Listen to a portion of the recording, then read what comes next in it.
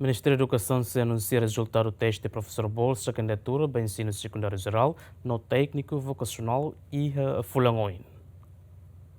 Diretor de Recursos Humanos do Ministério da Educação, João Amaral, a questão relaciona ao professor bolsa candidatura para ensino secundário geral no ensino técnico vocacional, na BMA e a teste eletrônica para fase da tolo, para ver se fosse resultado. Dir João Amaral teste o agrupamento no ia disciplina balo, mas professor liu tia lugares na BMA Ministério da Educação não precisa. Também parte da direção de recursos humanos se coordena com parte ensino no jurídico, molo publica se resultado.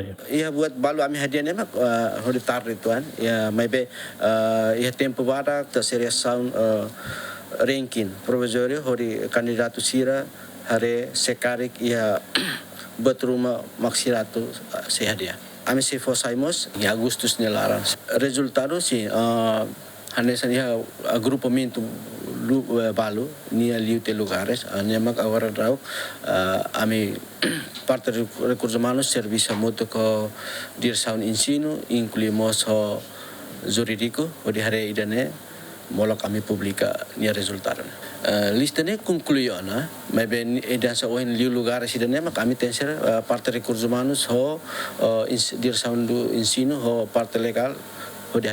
De dados do Ministério da Educação, precisa de professor e a área específica, o lugar chamado reunida atos hatresin. No professor se rebema foi na laisne o teste, bolsa candidatura, ensino secundário geral no ensino técnico vocacional, a moto reunida se anula recém. Lamberto da Silva, GMN.